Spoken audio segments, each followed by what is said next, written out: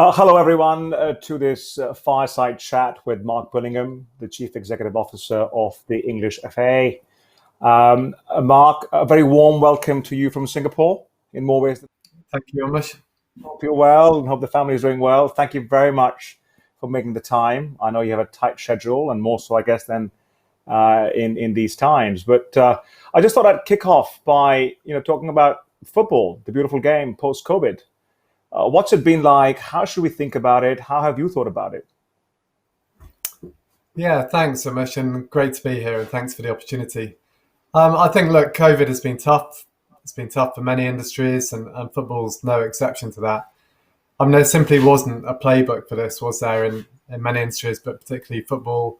There was no rule book, and almost every week there were new challenges that came about as rule books hadn't got the ability to cope with new scenarios, how we plan fixtures, how we schedule things, new health protocols, financial issues with clubs.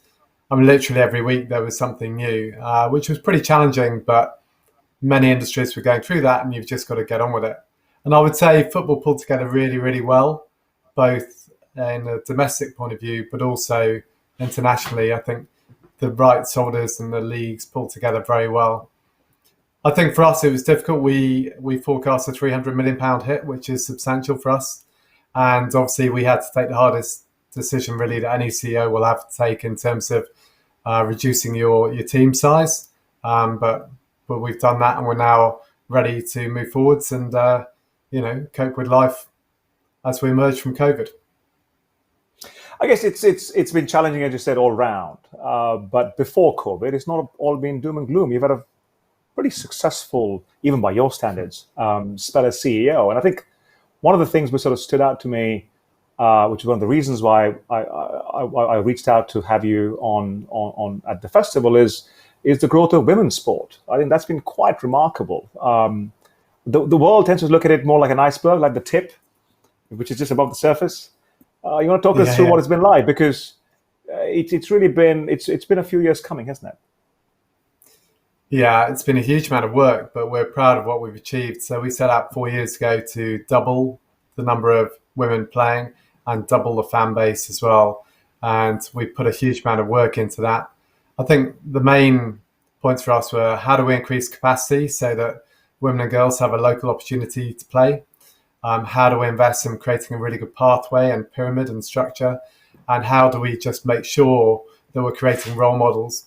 It's quite interesting, actually, and it's not just a UK thing, but there have always been good role models in female sports, but particularly in team sport, they've never really had a good profile or the profile they deserve. And we put a huge amount of work from marketing commercial point of view into raising the profile of these brilliant role models and athletes. And that's helped us stimulate interest in the women's game and drive our numbers. So we did more than double both attendance at the games and also the player base and the fan base. So we're proud of that, and we think it's made a really good difference, but still a lot more to go. You've been characteristically modest, Mark. Give us some highlights. Quantify for us.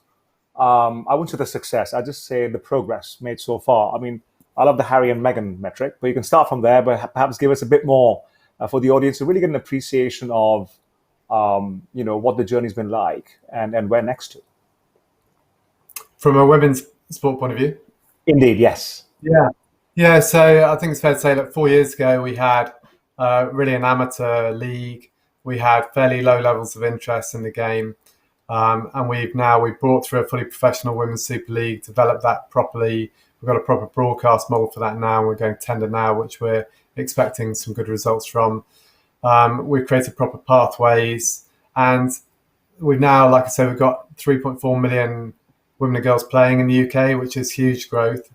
Some of the figures we had for the Women's World Cup, it became the most viewed TV program of the year. We had 11.7 million people watching the semi-final live, and we had a further 2 million people downloading that. And that really was a result of a huge amount of work together with the BBC and our other partners to raise the profile of the athletes. As you know, there's the sports story, but there's also the human story. And the more that you build up these brilliant human stories and you create role models and create that interest level. And and we managed to do that really well. And of course, the team performed brilliantly, which drove the interest even higher. So yeah, it's been quite a journey. But as I say, we're not finished that element of our plan yet, and we think there's more growth to come.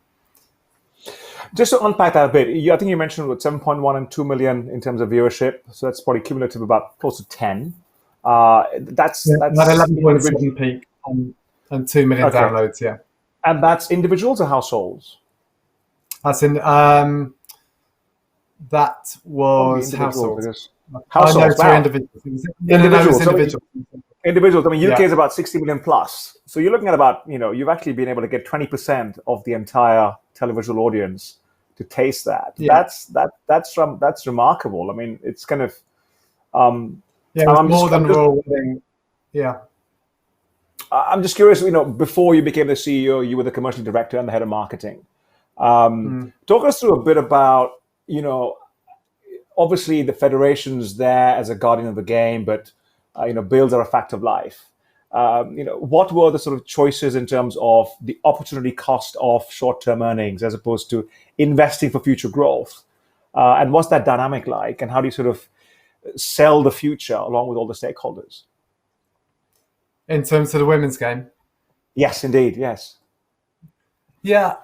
I mean, persuading people as a long-term plan is key for that, and I think you'll see that in other women's sports, and we're even going through that now. I think it's no secret that we've had approaches from private equity partners, and I think you've got to step back and look at what you're trying to achieve and have that long-term plan, create a sustainable model. And that comes to things like broadcast as well. So we created our own OTT platform, for example, and put games out for free because we view we're at the beginning of an investment cycle where we've got an embryonic product where the key is now to grow the interest. Of course, we want to commercialize the game, but at the moment we're so early on, we need to build the audience. And we've become one of the first women's leagues to do international broadcast deals. We've now got quite a few in the States. We've got Latin America, we've got Australasia and different parts of Europe. So from our point of view, we're getting the product out there. Of course, we're generating revenue as well, but the priority really at this stage is reach. And that's why we've had our free-to-air platform, OTT platform that we've developed. And we've had over 2 million downloads of programs from that as well. Wow. It's really a busy time at the office. You mentioned briefly about private equity. It's been a more recent phenomenon, isn't it? As a sort of sports professional, what's the best lens to sort of bring to that? How would you sort of weigh the pros and cons of that? Because it's probably going to be a growing incidence in terms of recessionary economies, balance sheets not being as strong as they used to be, and the cash cycles required for investment. What's the lens that you bring to it? For me, it's quite simple. You look at what you're trying to achieve and whether an injection of capital will help you do that and create a better long-term model. So I think if you look at some sports where it's been successful, it's in rugby in the Six Nations, obviously, and in the broader rugby Northern Hemisphere investment, they had products that were effectively competing with each other. They had broadcast schedules overlapping. And by pulling together private equity investment, pull together the parties, make them have a consolidated broadcast schedule for the pre-Christmas internationals. And suddenly you've got the sum of the parts equaling more than the individual components. So that for me makes perfect sense. And then I think there have been other sports where you had Formula One, which had obviously been very successful, but hadn't necessarily embraced new media. And then with their investment came in and changed their media model and expanded the reach further. So I think where you've got a long-term plan and you can see it can accelerate that, then great. I think you have to have that lens. You can't just be taken in by the cash up front and not think about what you're trying to achieve and long-term implications of that. It's fascinating. You sort of mentioned about how the boost in the balance sheet of Formula One led them sort of invest into a digital sort of future foray. How do you see that evolving? Because the battle for attention, especially beyond the main events, it's a known battle. How do you approach that as as the FA, as the Football Association? What role does digital play in growing the game, sustaining interest, and bringing along the future generations? I think for every sport, it's a threat and an opportunity, isn't it? And we like to view it as an opportunity. I think if you boil it down simplistically to the point that we've got content that people want to see, which is fantastic, and now we've got more ways of delivering it. What we have to do is understand the lifestyle trends of the target audiences and understand that people under 25 particularly aren't watching television in the way that we did when we grew up and are spending far more time on YouTube and so on. But they've still got an interest. And it's about understanding your customer and delivering them the content in the way that they want, when they want, and packaged in the way they want with the shoulder programming that they want. And I think if you start from that point of view and remind yourself that actually we've got content that's brilliantly interesting for people, then it's a great opportunity. I mean, that said, digital is absolutely key to us, and we've had brilliant figures on our channels, our own channels, and we had over 90 million views in the last World Cup. And actually, even this season during COVID, we've had higher viewership on our channels than we had last season because we've invested heavily. But I think the traditional broadcasters still play a key role for us. That we have events, major international events that literally capture the whole country's attention in one go. And the traditional broadcasters are still critical to that. So from our point of view, it's a mix of both digital and traditional, but starting with the consumer and looking at what they want, how they want to receive it, and tailoring it for them. I saw before we sort of kicked off and came into vision that this fireside is being streamed on Twitch, which is interesting because I guess we've tended to look at media historically as broadcast on air and online, probably on social as well, but increasingly the gaming community, the gamers themselves, some of the players themselves are, phenomenal gamers. Leighton Orient had a great case study at the height of the first wave in the UK. Do you tend to look at what's your take on gaming and esports and that entire generation who might think of FIFA as a title rather than the biggest sporting event on the planet? Yeah, it's fair to say that people under 25 tend to think of FIFA as a video game rather than a sports organisation or event.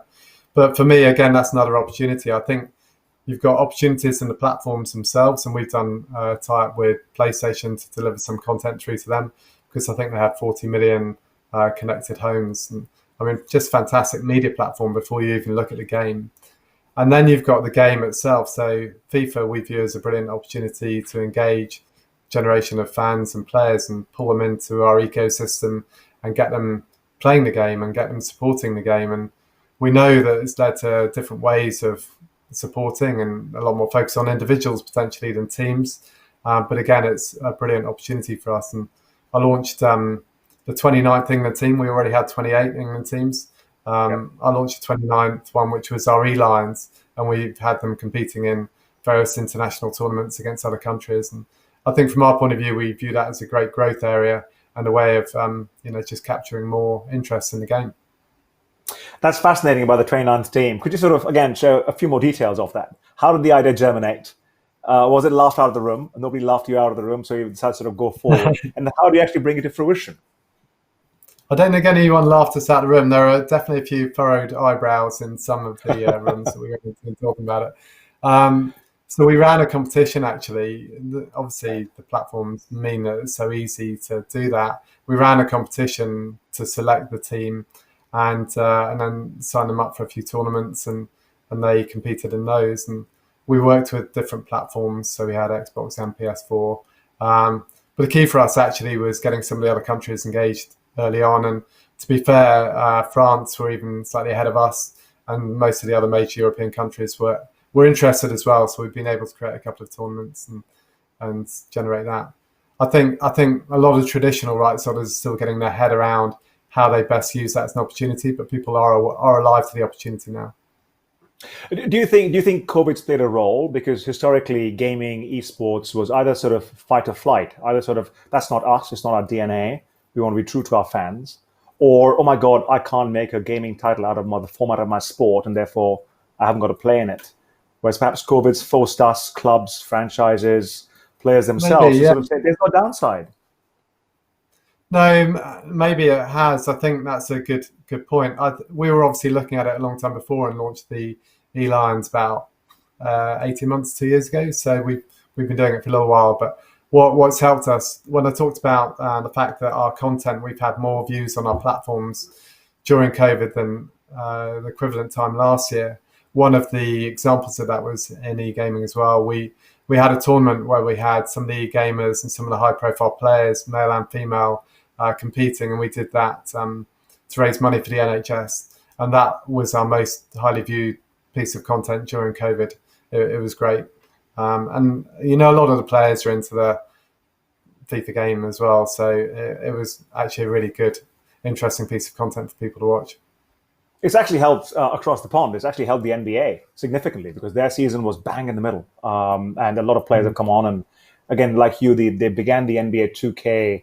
I think it was announced in 17 and launched in 18. So again, similar kind of timeline to your 29th team, and then that's really sort of gotten a life of its own, which is great, I guess. Looking ahead, there are two or three things I want to sort of focus on in terms of perhaps the next 5 years or even the next decade. Um, let's look at sort of immersive technology. A lot's been talked about augmented reality and virtual reality and mixed reality. What's your take on it? Where can the game benefit? Is it a coaching tool, an engagement tool, a commercial tool, or some of the parts? I think in every way, and again, you've got to start by looking at what your different customers want, whether it's coaches, whether it's your hospitality guests. I think there's a way of adding value to them. I think the experience in the stadium can be improved. And I think for the general fan as well, people want more access rather than less. And you've seen the success of some of the fly on the wall documentaries. But again, more technology equals more potential for access. I think we're lucky that we have EE as a partner. And obviously, 5G is going to be a way of delivering a lot of those experiences to more people more quickly and more reliably, and in the stadium as well. So we're excited about those opportunities, but not doing them just for the sake of doing them, but doing them because we've got specific needs of our customers that can add value to what they're doing. Um, we, we've got a whole range of digital tools for different customers. Effectively, you look at our coaches, we've put a huge amount of investment into making our coaches' job easier, how to organize teams, how to run teams, how to get regular content for them to keep their training sessions interesting and fresh. And again, more technology equals more ways of helping us do that. That's thank you so much for. I think you've sort of taken the conversation really beyond applications of emerging tech as opposed to applications of existing tech, whether it's high performance or coaching modules and that kind of stuff. I guess it also, it's important. I still remember our 10-year-old, and her lessons are very different. You need to sort of energize your coaching lessons, don't you, for the young cubs coming through. It's very easy to lose sight of that. Yeah, you do. I mean, I've run a boys team for the last 5 years and a girls team for the last three, and my girls team has now just moved to under 11. You've got to keep it fresh and you've got to keep it interesting. And your number one objective at the beginning of the season is that the team want to be there at the end of the season and playing again and really enjoying it, because that if they enjoy it, they play better and they have a great experience, and it's a good life experience for them. So absolutely, yeah, it's critical. And just again, sort of crystal balling again, do you see 11 Sports, obviously, and Louise is going to join us shortly on at the festival, and they made a big foray into gaming and also into women's sports. I think the US have got the ESPN and Oz have sort of had that. Do you think there's a critical mass in the market in terms of actually having dedicated multidisciplinary or multi-code women's portals, or is it better to sort of go within the sport and stay that way? I think there are different options there, and we're definitely speaking with the other women's sports at the moment about how best to do that. I think if you step back for a moment, you're seeing most sports rights holders form an OTT channel, either of their own or in partnership with someone else. And the women's content is quite often a key part of that because they haven't sold it so far in advance. But if you step back and look at it, everyone is forming their own OTT really, and very few have sufficient content. As you know from your background, you need a huge volume of content to really engage people regularly, and very few have that. So I think what you'll see next is a big consolidation play. Now, if you look at someone like us, our consolidation play could either be with the Premier League and the EFL and looking at what a kind of English football OTT platform could look like. That's one option. Or consolidating with the European network of football, so looking at the other federations. Or equally, you can divide, as you've suggested, you could have women's sports. We have very good relationship with the other women's sports. Do you create a women's sports portal with regular women's content? And I think, again, you've got to look at the pros and cons of each, but start with fundamentally what people want to watch and how the fans align. And it's interesting, people have the assumption that women's football's predominantly watched by women, and that isn't the case, actually. It's slightly male skew. Of course, more proportionate female audience than there is in the male game, but it's still a slightly male skew. And that's even the case for the big international events as well. So again, we have to step back and look at what the audience wants and consider the best consolidation option as we move into that. That's fascinating. I mean, I'm trying to invert the pyramid a bit. So far, we've been looking at sort of amateur competitive and professional competitive, men's, women's, under 21s, as the case might be. What about sort of the sort of two levels below that? What about youth, school tournaments, university competitions, that kind of stuff? I don't want to use the word NCAA because that sort of categorizes it. But do you feel there's incipient demand? Do you feel there's a story to be told? Do you think there's hyper-local interest in sort of saying, I scored the winner in injury time and I want to see that on somewhere which is more curated than YouTube? Yeah, and that's where technology is moving so fast that we've been looking at a couple of tools. There's one that's been developed actually in the Netherlands where basically you have a couple of huge cameras effectively permanently up on a pillar effectively, or just a pole. And that actually they've developed an algorithm that automatically edits the picture from the big stream that they're getting.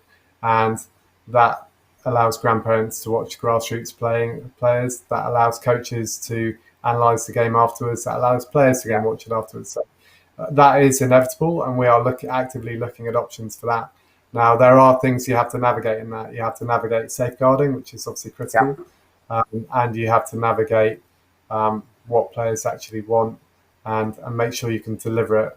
Now, again, 5G, I think, would be really, really helpful for that because many facilities don't have broadband capabilities to deliver a live stream of that size. So I think that is exciting. I think it's inevitable, and you can easily see a model developing where you've got that prevalent in the grassroots game as well. Let's go back to our past lives. The agency world. I mean, I think you built a fairly successful agency across Europe with Fuse, which is part of the Omnicom group. I've definitely got war stories from IMG days. What's the relevance of, how do you see human capital and the creation and capture of value? Do you see increasingly everything being in-house within the federation of the league, or put another way, what's the sort of agency 2.0 model that you would like to see as a client for the rest of this decade? Yeah, I think it's no secret to say that the overall agency model's hugely threatened in a way. If you look at the traditional powerhouses, if you've got the traditional media buying agency, obviously they're hugely threatened by programmatic media, by some of the big digital platforms doing deals direct and so on. So they have to adapt. Then you've got the big creative agencies, and they've now got young upstart agencies offering quite high level content for a tenth of the value. So both of the traditional powerhouse agencies have to absolutely react to that, and they are doing that. They need to produce fast form content. They have to have different ways of adding value. They have to have fast form distribution plans and on social and so on. And what I think you're seeing is the emergence of the hybrid agency, where they can come to you with a modern distribution plan, the content production capabilities, and tying all that together into a concise plan. And again, with sport, we're lucky that we've got content that people are really interested in. So even when you've got more media fragmentation than ever, we can cut through because people are interested in it. So I think what we're looking for from agencies that we work with is still great creative ideas for sure, but the ability to then have a modern media slant on that in terms of both quick, cost-effective production and distribution. And we do a lot of that in-house, but we will always work with agencies, I think, as well. Okay, I'm just conscious of time, but I do want to try and sort of end on a slightly more personal note and sort of looking ahead. We are in a fairly unprecedented time, it's fair to say. I just wanted to talk to you through, leadership and motivating staff and, setting a North Star, which you don't quite know how far in the distance it might be. Is it over the horizon? What's it been like for you? What's it been like your peers? I'm sure you're in touch with your peers. Are we going to see a resurgence of a different kind of leadership in the post-COVID world? I think, yes, I do speak with the other CEOs of the major sports all the time. And I think during COVID, that's been really, really helpful. And we've all learned a lot from each other. I think, for example, I think anyone who's tried to have too firm a plan during COVID has come unstuck because it's been impossible to predict when things will change, how they'll change. So I think you need to know where you're going and you need a plan to cope with that, but you need to be flexible as well. And I've certainly learned that from other people in the industry. I think the other lesson I've learned for sure is that you've got to over communicate at these times, particularly when you have people sat at homes. So we've done a weekly message to all of our team and had regular town halls with them virtually as well. So I think over communicating has been key. I think in terms of new type of leadership, I think that leadership's been changing over the last 10, 20 years anyway. You can see that very visibly on the football pitch. If you look at the style of manager, it's probably changed quite visibly from very shouty, autocratic style of leader to a far more modern, empowering leader. And I think you see the top football managers now having modern management skills that they could translate into any industry. You can see that they could go and run anything because they get the best out of people. And I think any leader's job is basically to form a good team and then get the best out of them. And your job is to help point them in the right direction and then help them get there. And I just think that has been a trend that's been changing anyway. And for sure, it would have been accelerated by COVID because you've needed to give more help than ever. But that's just been an ongoing trend. Great. Mark, thank you for that. It's been remarkable to sort of see probably your trajectory from the early days sitting in a small cubicle of a room with, I won't say who, but a very senior person in the industry, I think over 15 years ago. It's been remarkable to see what you've done, what you've achieved, but more importantly, what you've been a role model for. So thank you again. Cricket is close to my heart, but football comes a very close second. And we wish you all the very best. And look forward to hopefully seeing you again at the festival or whenever you're next in Singapore, which hopefully will be soon. But otherwise, stay well. Yeah, that'll be fantastic. Thank you for the stay well. opportunity. And great to see you again, Unmish, and thanks for the opportunity. Hope to make it to Singapore soon. Look forward. Thanks, Mark. Thanks, everyone. Thanks, everyone. Thank you.